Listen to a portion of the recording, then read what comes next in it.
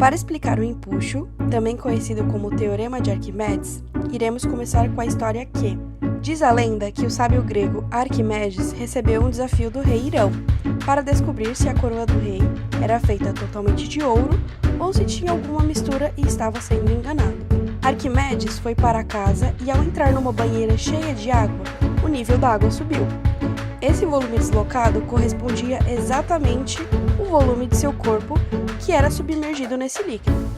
Então ele teve uma sacada e reza a lenda que ele saiu correndo pelas ruas gritando: "Eureka! Eureka!", querendo dizer: "Eu descobri a maneira de provar essa diferença". E aí foi o pontapé para desenvolver a teoria do empuxo. Ela diz que um corpo imerso no fluido desloca o volume desse mesmo fluido total, que é a diferença de pressão nas diversas profundidades, resultando numa força vertical para cima. Na prática, fica mais fácil. Vamos lá. Se colocarmos num recipiente um líquido, como a água, e inserirmos um objeto, como um cubo, vai haver forças laterais que o líquido faz sobre o cubo e essas forças se cancelam para parar. Mas também vai haver forças verticais.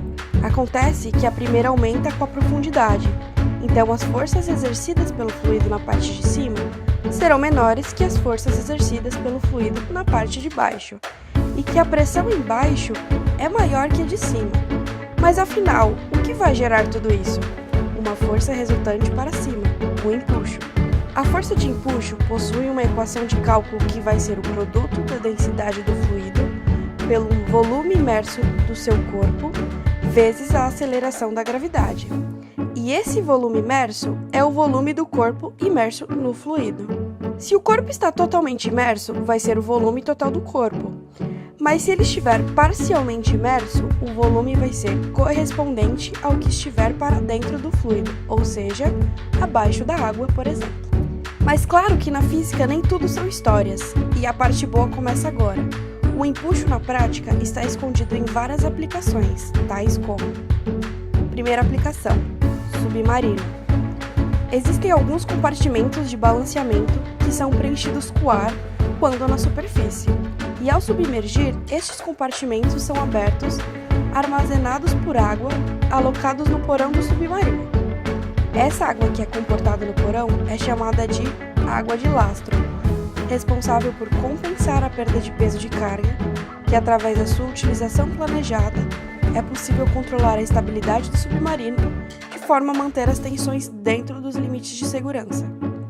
Os tanques internos são utilizados para controle de captação e descarte da água através da força do empuxo, que podem representar 3 estados.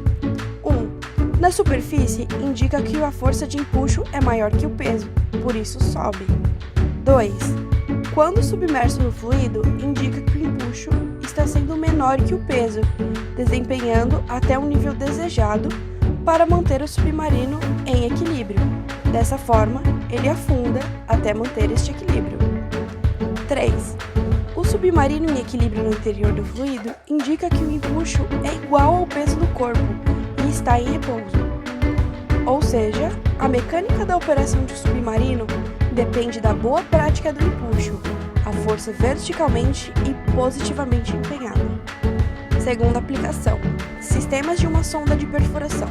Nas atividades de perfuração de poços de petróleo, utiliza-se de sondas de perfuração, que consistem em um conjunto de equipamentos bastante complexos, entre eles a torre de perfuração. A coluna deste aparelho está sujeita a algumas forças. Vamos lá.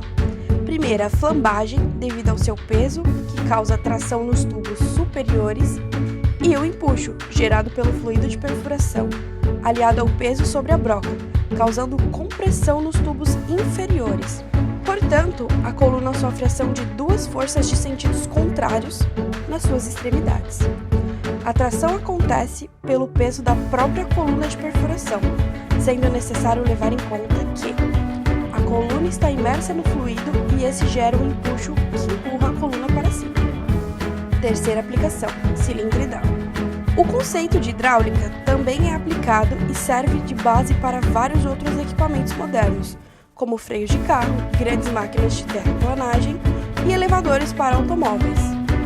junto ao princípio de Pascal, pode ser demonstrado tomando-se um cilindro parcialmente cheio de água, com um pistão sobre a parte superior da coluna de água e um peso sobre este pistão. A pressão do ar e o peso exercem uma pressão sobre a coluna de água, dada por o cilindro parcialmente cheio de água com pistão colocado sobre a água e um peso sobre o pistão. A altura H varia de acordo com a força exercida sobre o pistão, o que representa a presença positiva da força vertical do empuxo. E só para finalizar, o empuxo não surge apenas em líquidos, ele surge também no ar atmosférico, porque o ar nada mais é que um fluido.